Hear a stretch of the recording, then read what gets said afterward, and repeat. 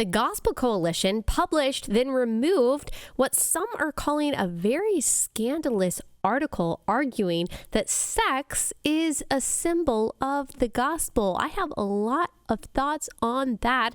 Also, a pastor in Canada is facing jail time for protesting Drag Queen Story Hour. Why aren't more prominent Christians talking about this and similar stories around the world? This episode is brought to you by our friends at Good Ranchers. Go to goodranchers.com. Use promo code Allie at checkout. That's goodranchers.com, code Allie.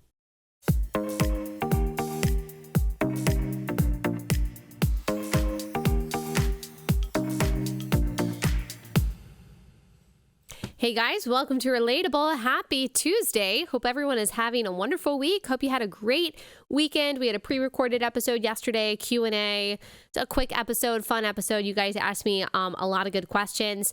As I said last week, or I guess yesterday on the pre-recorded episode, I was in California on Sunday, Monday. I was actually in Florida last week for a speaking engagement. Got to bring part of my family then. Got to bring part of my family to California. So that was fun. Florida was great. I was talking to a pro-life organization, Christian organization, and I love being around people like that and getting to encourage them because you're just reminded of the good work that the Lord is doing that doesn't always make headlines, and just how many genuine and generous Christians there are out there who care so much about the least of these, who care so much about the most vulnerable. It is an honor and a privilege to be able to use whatever words the Lord gives me to be able to inspire them and to tell them that what they're doing is worth it.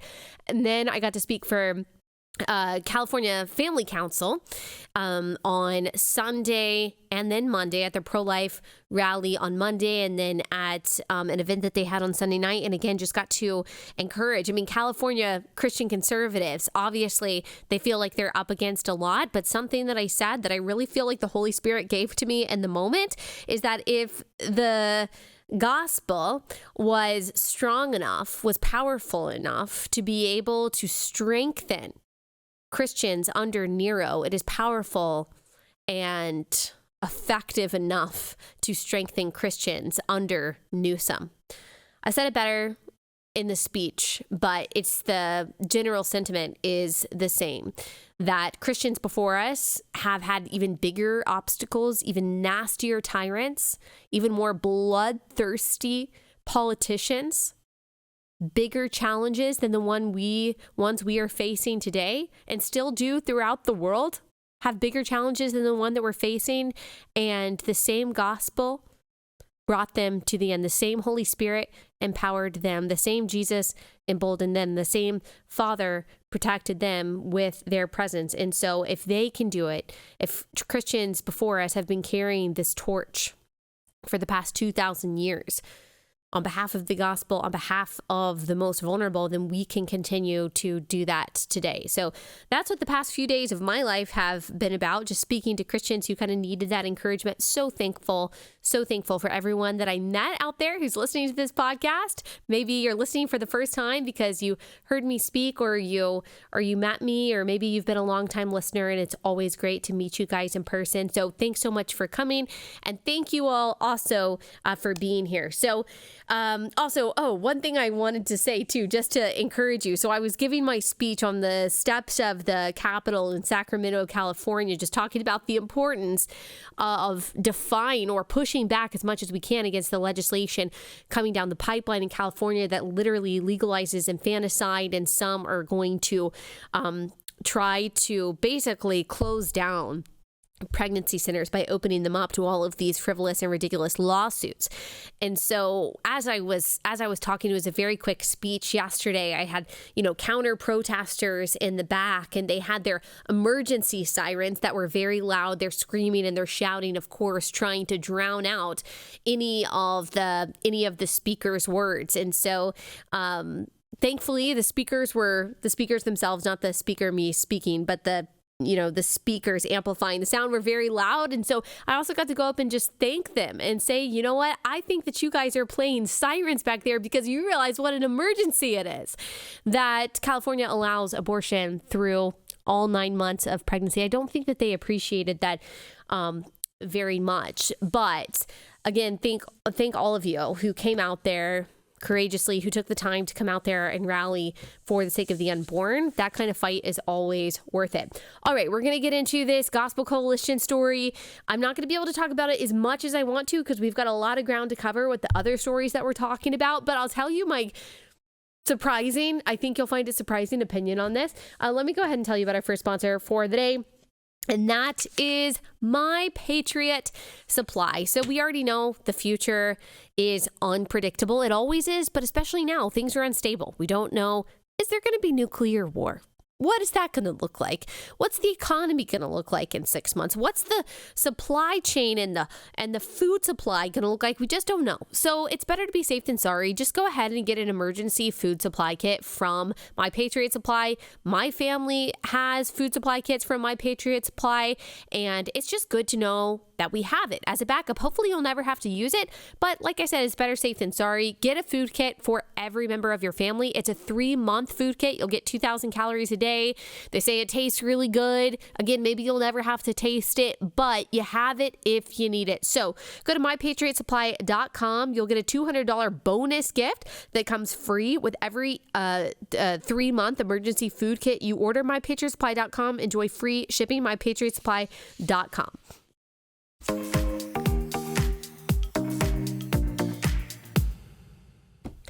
All right, so the Gospel Coalition, big Christian website, you guys are familiar. They released an article by Josh Butler, and it was actually an excerpt from the intro of his forthcoming book called Beautiful Union. So in this excerpt that was posted as an article, Butler argues that sex is not salvation. So in it, he argues that sex is not salvation, but points to salvation. He said that he used to look for sex to basically save him, to make him whole.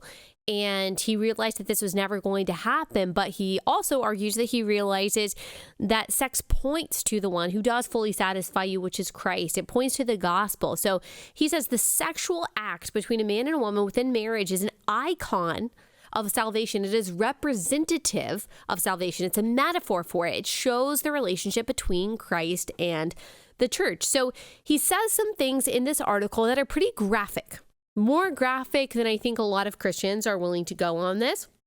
And I'll quote some things from it. So just know kind of where this is going. So generosity and hospitality, he says, are both embodied in the sexual act.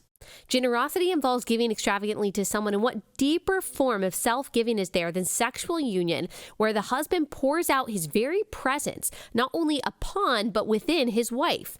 Hospitality, on the other hand, involves receiving the life of the other. Here again, what deeper form of hospitality is there than sexual union, where the wife welcomes her husband into the sanctuary of her very self?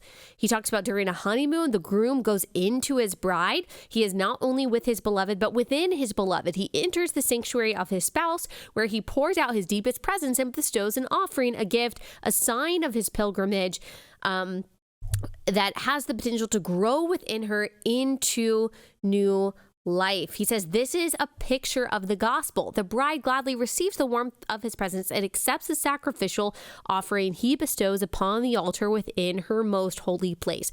So he doesn't say, it's actually much less explicit than he could be. Obviously, he is using the metaphor, and he is hoping that we understand the mechanics of sex to pick up on what he is putting down.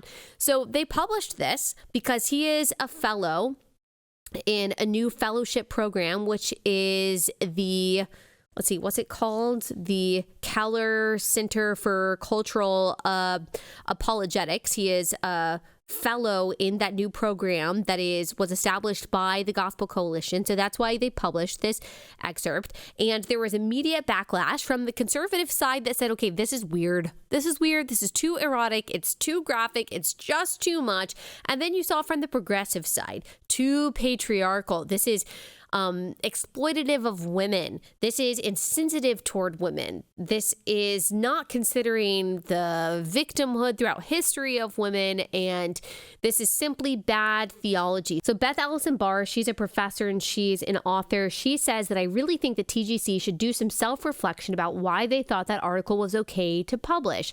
It reveals so much that is deeply wrong with complementarian ideas about women. Complementarian means that Men and women are equal in worth, but they have different roles within marriage, within the church. And obviously, I am complementarian. I believe that that's biblical versus egalitarian, which means that men and women can actually have the same roles within marriage and within the church, which I think is profoundly unbiblical in a lot of ways. That they perceive women as passive objects and men as sexual overlords. When this article is put in context of what male leaders who ascribe to complementarian theology are taught, Jonathan Pokluda, wow, we've had him on this podcast, and I think that he's great. His objectification of a woman makes so much sense. I hope he considers that too. I don't know what she's referencing there.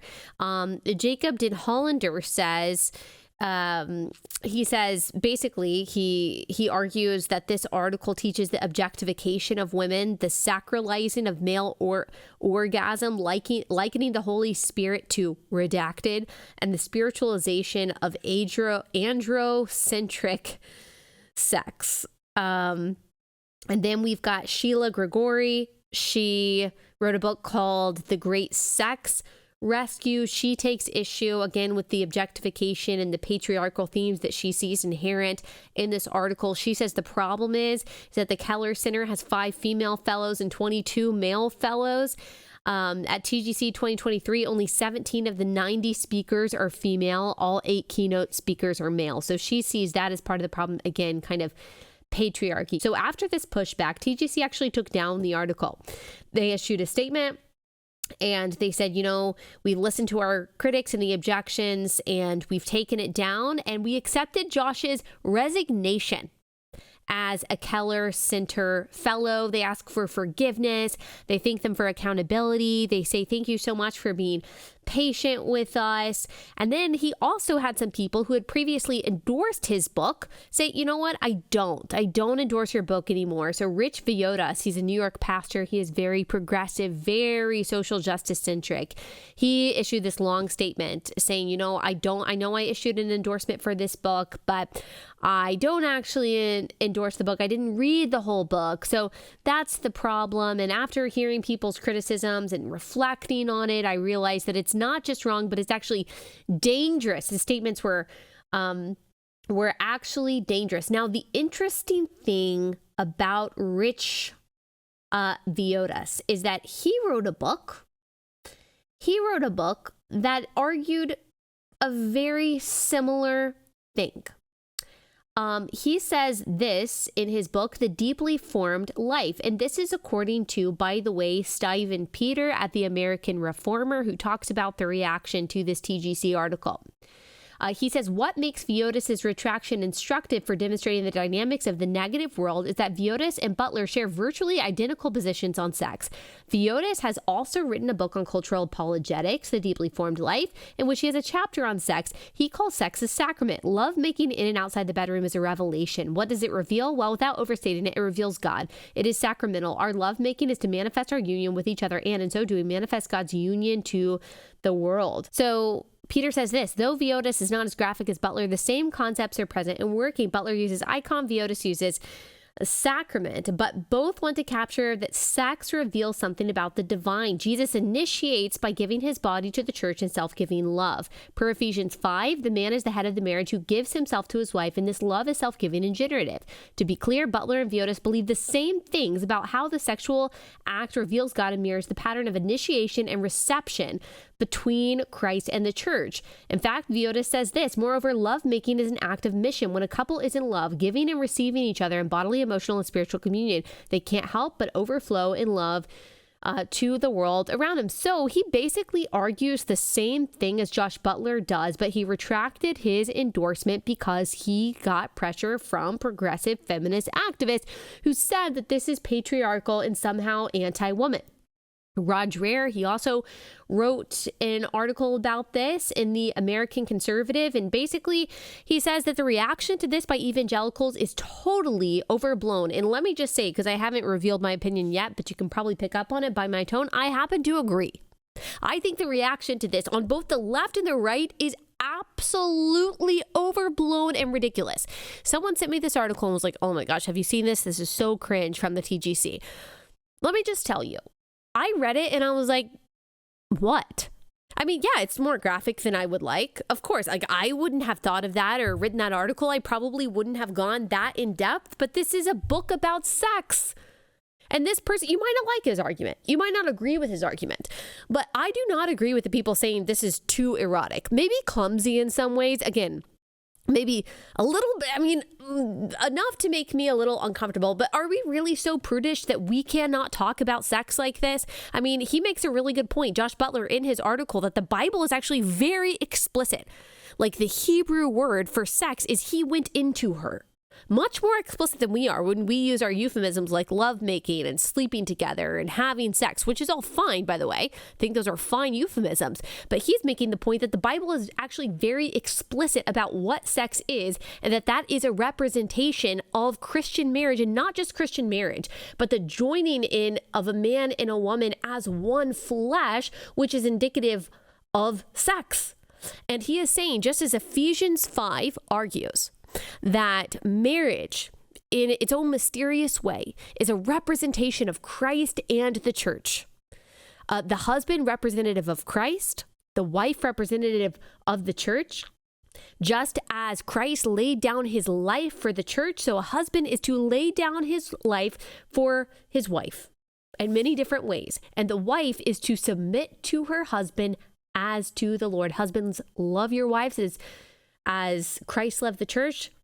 Wives, submit to your husbands as to the Lord. That's what the end of Ephesians 5 tells us. And he is saying that that's not just true in just the relationship dynamics there. That is also true of the sexual act. That is also innate in the sexual act. Now, there's a lot of interesting debates about this. People who are much more theologically savvy than me and who know more about the interpretation and exegesis of the Bible disagree with his theology when it comes to this. So I'm open to those debates. But I agree in general that absolutely not just the marriage relationship, but the dynamic of sex between a man and a woman in that marriage relationship is actually reflective of, in particular ways, of Christ in the church. Absolutely. And Rod Dreher wrote this article basically saying, do evangelicals not understand this? Because he says that Catholic and Orthodox theology recognize sex as some kind of icon and representation of Christ in the church. So why are evangelicals confused about this? And then Denny Burke, he wrote an article defending complementarianism, since people have been attacking complementarianism and complementarian theology because of this. And I think that his article on this is really good, by the way. And he talks about the importance of the complementarian dynamic. He looks at 1 Corinthians 11:9, Ephesians 5:25, and how this is displayed in Christ's sacrificial death and resurrection. And he says that TGC's apology should have clarified these issues, confronted problems in Butler's article, affirmed Scripture's husband-wife typology, and rejected the accusations against complementarian theology. He's absolutely right, because TGC's theology, you don't really know what they're apologizing for. You don't really know what they're apologizing for. You're kind of confused about it. You're kind of like, wait, are you saying that this was patriarchal, that this was anti-woman in some way, which I really don't read at all? So I honestly, I did not have the same issues with this article that people on the left and the right did. Again, I'm not sure that it was all completely theologically solid, but people, honestly, you need to get a grip a little bit. It's okay for people to write things that are, it's okay for people to write things that we don't like, right? But the TGC absolutely should have done a better job at responding to this. And I do think that this is like cancel culture, by the way. I do. And I don't think it's wrong for people to be canceled for right reasons. I just think this person is canceled for wrong reasons. I'm sure that there are things that we disagree on theologically, by the way. The fact that he had Rich Viodas as someone who is endorsing his book means that he's probably actually progressive in a lot of ways. However, I just really think that he was mistreated in this instance. And I think that the reaction to this article is absolutely overblown.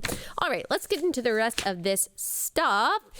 First, let me tell you about our next sponsor, and that is Birch Gold Group. Buy gold and get a free safe to store it in. That's right. On qualifying purchases from Birch Gold Group now through March 31st, they'll ship a free safe directly to your door. Just text Allie to 989-8988. Get your free info kit on gold And there's no obligation or anything like that. You can just learn more about it. This is a great way to hedge against inflation and against the economic instability that we are seeing now. So just learn more about protecting your savings with gold. Birch Gold has an A+ rating with the Better Business Bureau and thousands of satisfied customers. Text Allie to 989-898 for your free info kit on gold. Claim eligibility for your free home safe by March 31st. Text Allie to 989-898.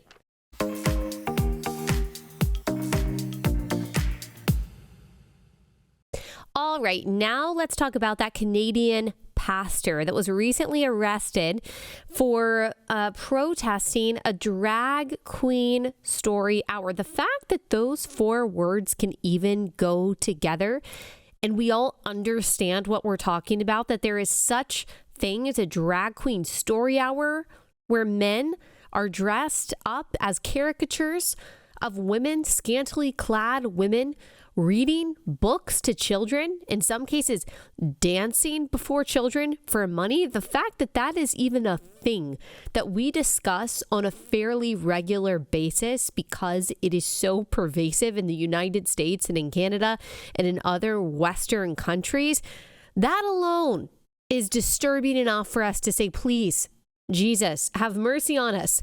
Come back. We have fallen so far. Ask not, as I have heard people say. I think this is maybe even a direct quote from Calvin Robinson, although many of us have said this in different ways, but I like how he says it.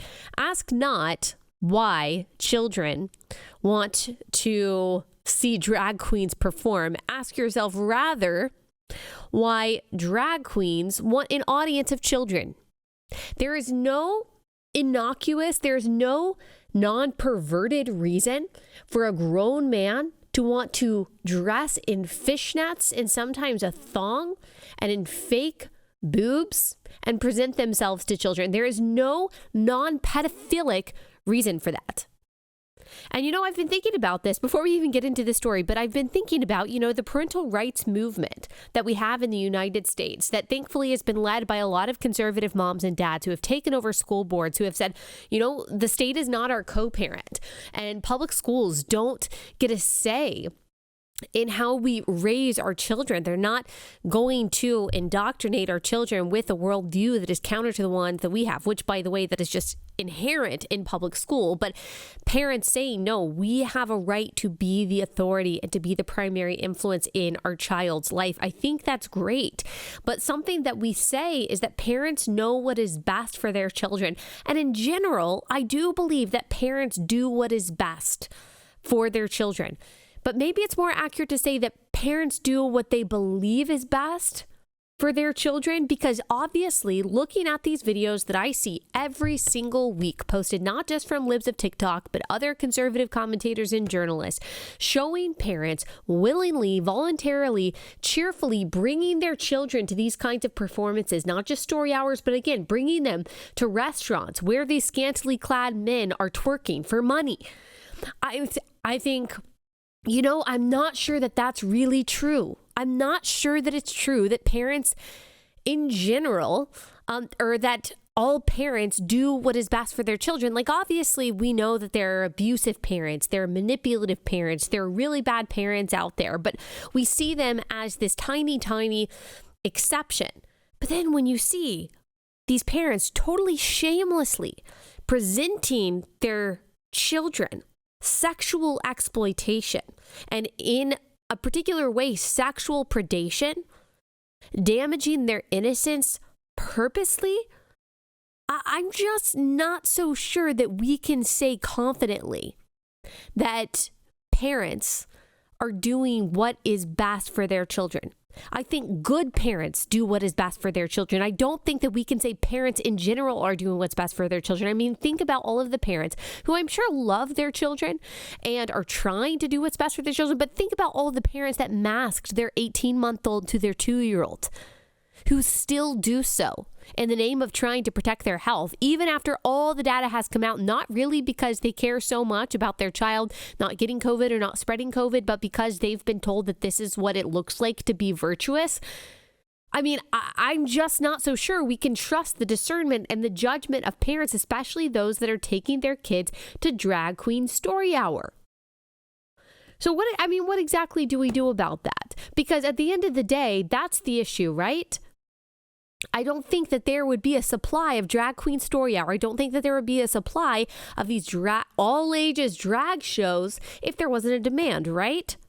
If there weren't parents that were bringing their kids to these shows and saying, yes, this is well and good. This is what I want for my kids. That's a problem. That's a much bigger problem.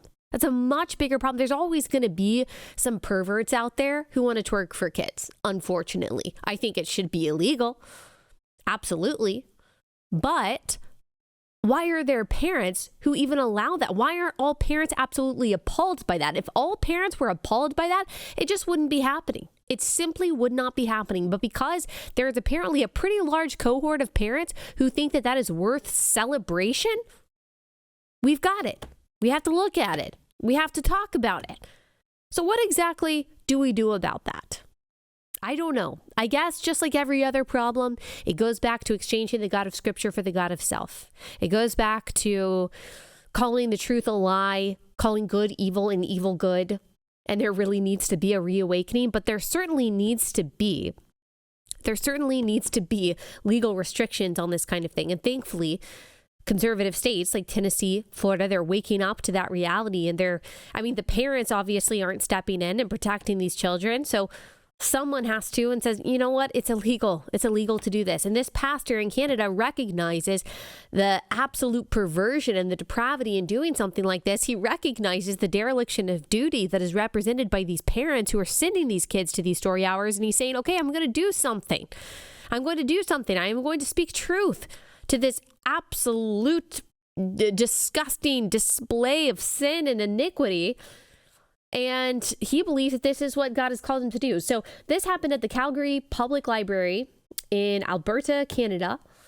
And they host a regular Reading with Royalty event that feature family-friendly storytime programs led by local drag queen, king, and monarch performers. What does that even mean? So Pastor Derek Reimer of Mission 7 Ministries in Calgary protested the February 25th event at the Seton Library branch as part of a planned demonstration. So here was the reaction to him peacefully protesting this event at the library. Okay, we don't have our cameras up. We are now calling the police. Stop. We have the police coming, so it is your choice to leave or deal with the police. It's very abusive in there. We are going For to... love is love. Hey, that looks guys. like very hateful, very abusive. We're exposing the darkness on this wickedness. And we're talking about it right here. And we're coming down to more and more of these shows to say that this is not okay, that this is wrong, that this is evil. To have a pervert dressed up like that is wrong and evil. So children, don't believe this. Parents, don't let your children be involved with this wickedness. All right. So I don't know if you could hear what he said, but there's nothing that he said that was wrong. He said this is wrong, this is wicked, that is evil to have a pervert dressed like this and reading for kids, parents. You need to do better than this. You need to make a better choice than this. There's nothing that he said that was wrong. He wasn't being violent there. He was kicked out. Okay, so you might think, you know what? It was their right to kick him out. I'm not really sure if that's true, but it's not like he was beaten or killed or something like that. All right, that's true, but that's not the end of the story. He was actually arrested. He was arrested by state authorities. On Thursday, March 2nd, has been charged with 1 count of causing a disturbance and 1 count of mischief. He's also facing 6 counts of harassment under the city's public behavior bylaw. This bylaw carries a $500 fine for communicating with a person in a manner that could reasonably cause offense or humiliation. Gosh, we are so weak. We're so friggin' weak that you could be charged $500 for talking to a person in a way that causes offense. Woo-hoo! Including referring to a person's gender identity or sexual orientation. Oh my gosh. Our ancestors. They did, if they saw us today, They would be so embarrassed. Police say he entered the classroom where the event was taking place and shouted homophobic and transphobic slurs at children and parents in attendance. Whatever. He was offered a $3,000 bail last week on the condition that he stayed away from drag queen events. He refused, so he will remain in jail, and his next bail hearing will be on March 14th. As of last night, police claim he was released, but this is not confirmed, and he has not been in contact with friends, family. He has received several tickets for feeding the homeless without a permit. You need a permit to feed the homeless, and violation of COVID-19 restrictions. Oh my goodness, it's more important that we stay 6 feet away, I guess, for the sake of pretense when it comes to COVID restrictions than it is to feed the homeless. Of course, we saw this all throughout COVID. We saw pastors being put in jail. We talked to a pastor that was placed in jail simply because he opened his church and preached the gospel. He was not the only pastor who was put in jail. There were several pastors who were imprisoned, who were arrested simply for opening their church and preaching the gospel in Canada. You can't say that Canada is a democratic country. You can't. You can't say that it's a tolerant country. You can't say that it's any beacon of any kind of liberty or equality. It is an anti-Christian totalitarian state that fools people into thinking that they're democratic because they're nice. And because Justin Trudeau looks put together. But he said in 2013, we've played this up before, where he said he actually admires admires China for their basic dictatorship. And that, of course, is what he has tried to manifest in a previously pretty peaceful and pretty actually democratic and free country. Of course, he takes after his father in carrying the torch of trying to grow the power of the state and wielding it against Christians and conservatives. I mean, we saw that also in the trucking protest, that he literally froze the bank accounts of people who opposed him because of the vaccine mandates. Just an ugly, ugly soul. But people will fall for anything as long as it looks okay. Shouldn't you value this kind of speech? Like, shouldn't you at least be able to look at this and say, you know, I believe that you should be able to peacefully protest something. I believe that you should be able to oppose something with your words. Like I just talked about how I delivered a speech in California and how there were sirens playing in the background during my speech. Like, did I call for those people to be arrested, to be tackled by my security or the Capitol Police there? No, I spoke over them because I know my ideas are better than theirs. I'm not scared of their shouting.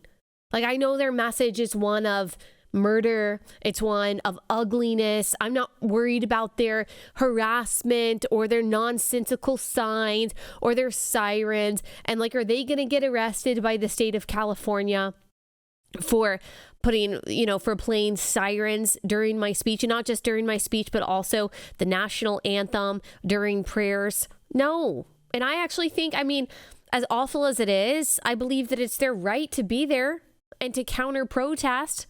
Even if they are protesting in favor for the literal dismemberment of children, I still see the importance of a politically neutral First Amendment. Yes, there are limits to the First Amendment. This is not one of them. And when we live in a society, a supposedly democratic and free and moral and virtuous society that is favoring men dressed up as scantily clad women over the pastor who is simply trying to protect those children from that perversion, we know that we've gone too far, perhaps past the point of no return.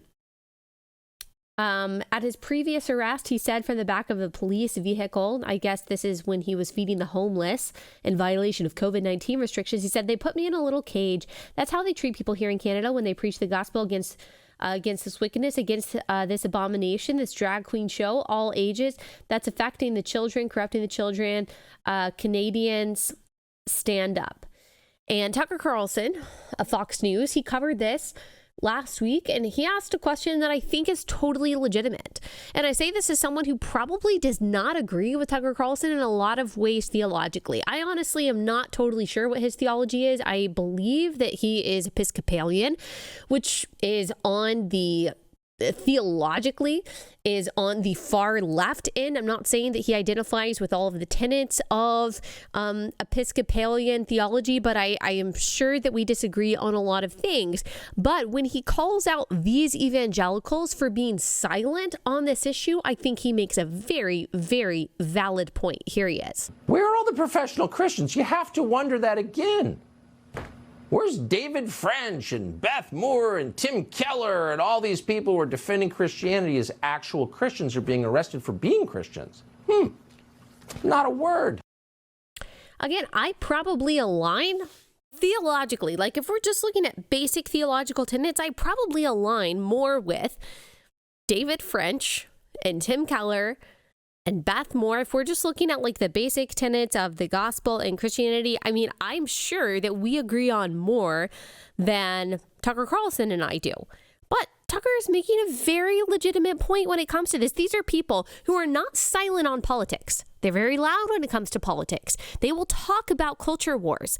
But at the end of the day, I believe that these people, some of the people that he listed, are actually embarrassed by Christians like this. They're actually embarrassed by Christians who defied COVID mandates. They're actually embarrassed by the pastors in Canada who said, I'm not closing my doors. They're embarrassed by people like John MacArthur, who said, you know what? We're going to stay open, even though Newsom is trying to shut us down as they're keeping liquor stores and strip clubs open. No, we are going to keep our church doors open. We are going to continue to follow the authority of Christ, whose authority supersedes the American government, supersedes state government, supersedes the Canadian government, and we are going to continue to preach the gospel no matter what you do to us. I think that the Christians that he listed here are actually embarrassed by those people and actually think that those people are unloving, who don't think that it's really the right thing to do to stand up to men who are preying upon children wearing fake boobs and thongs and fishnets. Now, I'm not saying they agree with that. I don't think that Beth Moore or Russell Moore or any of those people think that drag queens are great or drag queen story hour is great. At the end of the day, if they really got down to it, again, I think that we probably agree, probably more than Tucker does, on the biblical ethic of homosexuality, and sexuality and marriage and sex and all of those things. So we probably agree, but they are unwilling to wade into those culture wars because they see them as right wing. They see them as conservatives just making a big deal out of things, but that doesn't stop them from talking about other things from a left wing perspective, like race or COVID or things like that. And it's not just this kind of issue. It's also, if you look at the other stories that are similar around the world, you just don't see them. Especially, Russell Moore, he was the head of the ERLC, who cares, obviously, ostensibly, about religious liberty. I believe that they sincerely do. He was the head of the ERLC, the Ethics and Religious Liberty Committee. And it's not that I don't think that he cares about religious liberty, but I do wonder when it comes to these issues, why they aren't more vocal when they are so vocal about other political issues, so vocal about Trump. They're so vocal about racism. They're so vocal about the importance of getting your vaccine and wearing your mask to love your neighbor. And yet I don't hear a lot of them talking about, for example, Isabel Vaughn Spruce, who was arrested for praying outside an abortion clinic again. She was arrested for praying outside an abortion clinic. We talked about her story a couple months ago. She was arrested for praying in front of silently praying in front of an abortion center. And now she was arrested again on March 6th. This is in Birmingham, England. She was standing there in front of the abortion clinic. She was silently praying. And this is what her exchange looked like with the police officer who said, I'm going to have to arrest you for this. Can I please ask you to step away from here and step outside the exclusion zone? I'm not protesting, I'm engaging in any of the activity. But you've said you're engaging in prayer, which is the offence. It's silent prayer. No, but you are still engaging in prayer. It is an offence. I disagree. Okay then. So you would rather that you be arrested and taken away than stand outside the exclusion zone? Is that what you're saying? Are those the only two alternatives? Yes. All right, so hopefully you were able to decipher what was said there. If you're watching this, there are captions for you to read. So if you need to understand, you can turn this on YouTube if you're just listening to this. But she is arguing, look, sure, I'm outside, or I'm not in the, I'm in a restricted zone, but I'm only in a restricted zone legally for that restricts certain behaviors, like causing a disturbance or protesting or something like that. Apparently there are these zones in which you can't do those things. And she is arguing, okay, but the zones that you're talking about only prohibit certain kinds of behavior that I am not engaging in. She was literally standing there with her hands in her pockets, closing her eyes. And I'm sure someone from the pregnancy center, just the evil demonic forces that they are, called the police and said, hey, come over here. Someone is silently praying and I'm mad about it. Because the prayer of a righteous person has great power. They should be mad about it. They should be scared about it. And she was previously arrested on December 6th. She was acquitted on February 16th. And now she is, facing charges again for the same thing. Today, Tuesday, March 7th, the House of Commons actually will debate amendments to the public order that would criminalize any form of influencing outside of abortion facilities. Penalties could include a prison term of up to 2 years. As of 9:30 a.m. CST on March 7th, no decision has been made on any amendments. A conservative member of parliament has proposed 2 changes that would exempt consensual communication, silent prayer, and peaceful presence at clinics from being criminalized. It's so silly that the conservatives are just asking for morsels of freedom. That's so true in Canada. It's almost true in a lot of cases here too. But obviously the truth is that there should never be any kind of restriction on prayer and on peaceful protest. They don't technically have the First Amendment there, but as a supposedly Western democracy, they are supposed to care about free speech and the freedom of religion, and they clearly don't. Sacraments like abortion and LGBTQ behavior is seen as much holier and much more worthy of protection than prayer and then worship and then speech. So we're seeing this throughout the world, and not only there, but there was also that Finnish MP who quoted the Bible, Romans 1:24-27, posted it on Facebook. And of course, that talks about homosexuality and the behavior being sinful. And she is actually facing up to 2 years in prison for exercising her right to free speech. And then there was the the Norwegian filmmaker. She's a lesbian filmmaker. She is facing up to 3 years in prison for saying that men cannot be lesbians. So that's where we are throughout the world. Saying things that are true against supposedly marginalized groups, protected groups, can get you thrown in jail. And so again, I think Tucker asks a really good question. Why aren't more Christians with the biggest platforms, Christians with a whole lot of influence, Christians who I know their Bibles and I believe care about what the Bible says? Why do they choose not to speak up on these things, which I think are a much bigger issue than the problems that they very often choose to spotlight?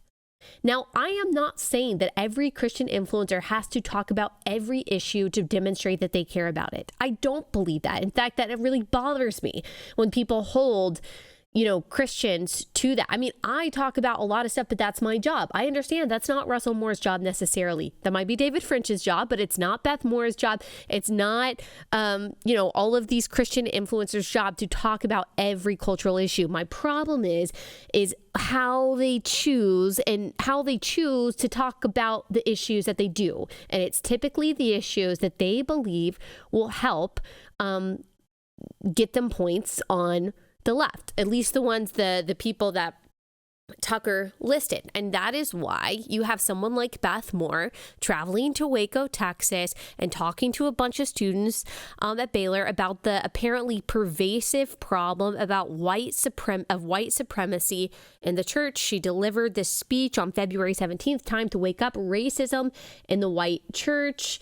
And she just talked about how she's learning about this, and we all need to be learning about this. And she talked a lot about the history of racism within the church, and not just that, but also the history of racism within America. I need you to think of me, she says, in this journey toward anti-racism. I can't believe that we're still doing this. I mean, the facade has been completely taken off. Like the mask has been taken off of BLM and Ibram X. Kendi and Nicole Hannah-Jones and Robin DiAngelo, and we are still using their language, even though we have had so many wise Christians point out how their arguments are so not just illogical, incoherent, but also profoundly unbiblical, and yet we still have Christian influencers using their language and promoting it as biblical. So her journey toward anti-racism as a middle schooler at best, pimple-faced with braces and extremely awkward and sometimes giggly. I need you to go to all those places with me and know that I've just begun my own journey. I mean, this really is so much like a Maoist struggle session, taking on this cultural and secular language in order to kind of alleviate any criticism or try to ameliorate any critics who might judge someone for being racist or for being part of white supremacy or upholding the apparent racism in something like the Southern Baptist Convention, a denomination that she was a part of for a long time. She just, again, more self-deprecating language, talking about her learning curve and that she grew up in the white church and had white thinking. And then she talks about how this all changed during the murder of Trayvon Martin in 2012. And again, you'll just remember that the Trayvon Martin case, the Michael Brown case, all extremely contentious, extremely wrought with debate and discussion of what actually went on and what the problems were. And then she talks about, which I'm glad that she admits this, the shift came with the presidential campaign of 2016, which ushered a political divisiveness, the likes of which I've never seen. And this is something she talks about a lot, how she feels like evangelicals who support Trump have idolized him. And here's what she said. She said, we have come to a point in time when even to put love your neighbor on social media is to be called woke. Really? Is that true? Is that an accurate description of what people are calling woke? When you say love your neighbor, people say, oh, you're progressive for saying that? Or is it what you are calling loving your neighbor? Is it maybe we don't agree with your definition of what loving your neighbor is? Because I know that you have linked wearing a mask to loving your neighbor.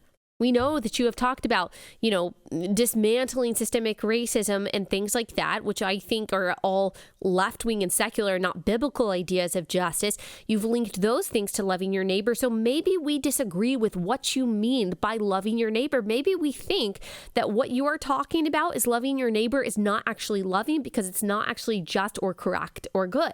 We can debate those things. I'm sure that she does actually want to love your neighbor, but I don't think that loving your neighbor is woke. I just disagree with progressive people on what love actually looks like. She says white Christian Americans have been reluctant to condemn justice because they have benefited from it.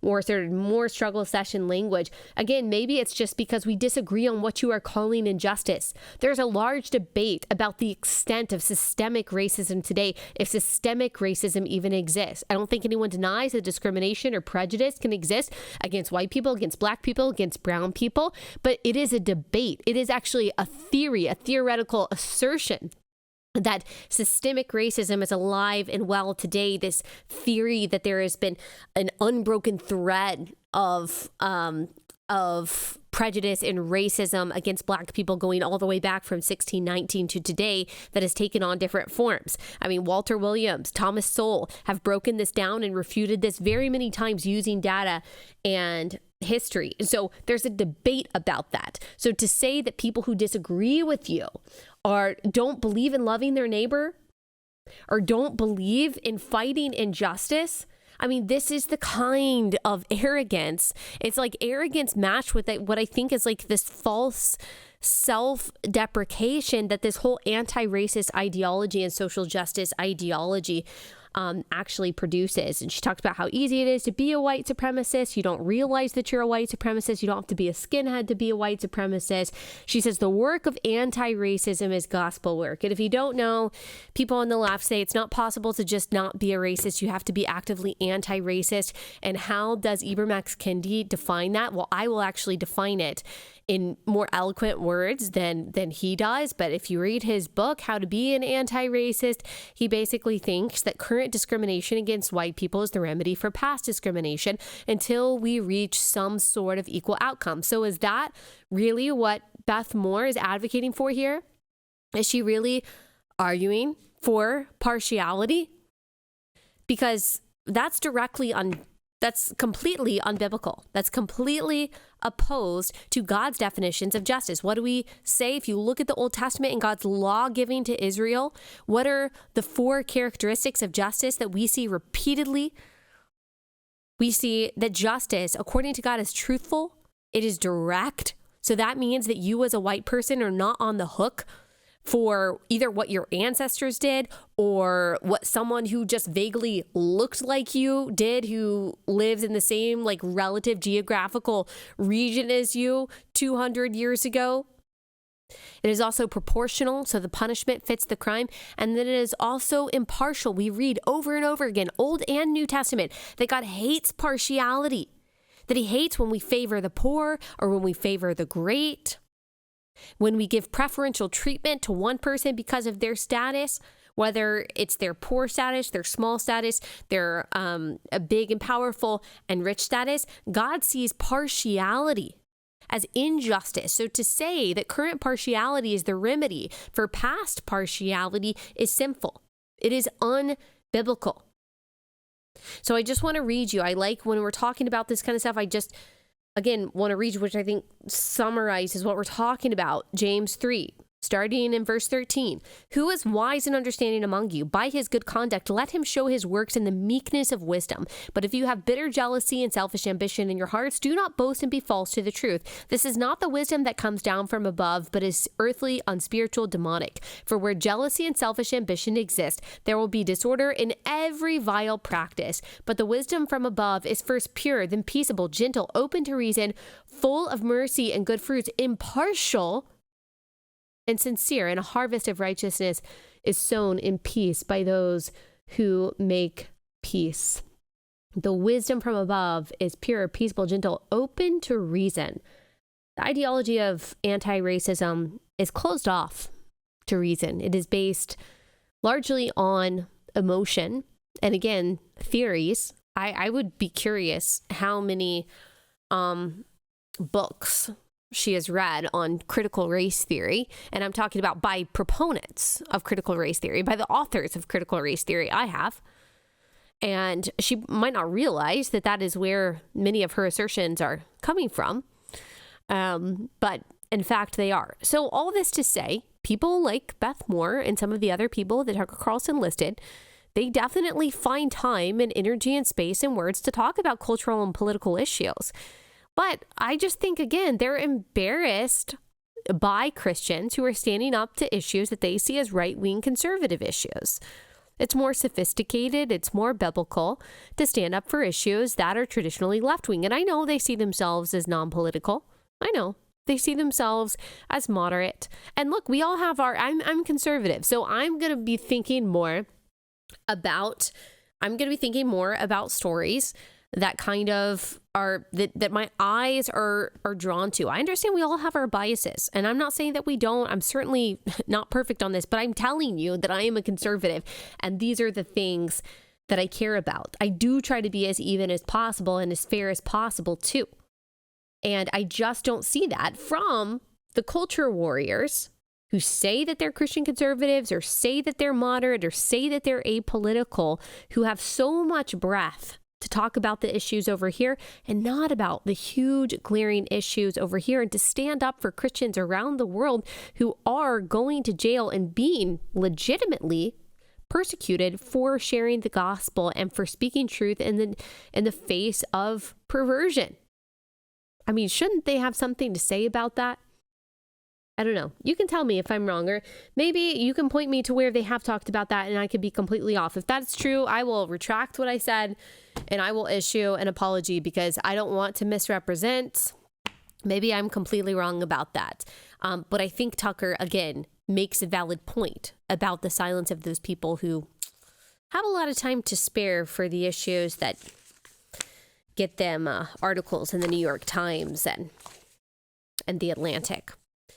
All right, let me tell you about our last sponsor of the day, and that is Patriot Mobile. All right. Patriot Mobile is America's only Christian conservative wireless provider. It offers nationwide coverage on the best 4G and 5G networks. It now offers service with all three major networks. So if you're with one of the big three networks, you like the service, you don't like their values, you don't like giving money to companies that are turning around and funding campaigns and organizations that hate you, you can access them, their service, with Patriot Mobile, but all your money goes to Patriot Mobile. They also offer a performance guarantee. So if you're not happy with your coverage, you can switch between the three major carriers for free. They have a 100% US-based service, customer service team that makes switching easy. Go to patriotmobile.com/Allie, or you can call them at 878-PATRIOT. That's free activation today with offer code Allie. patriotmobile.com/Allie, patriotmobile.com/Allie.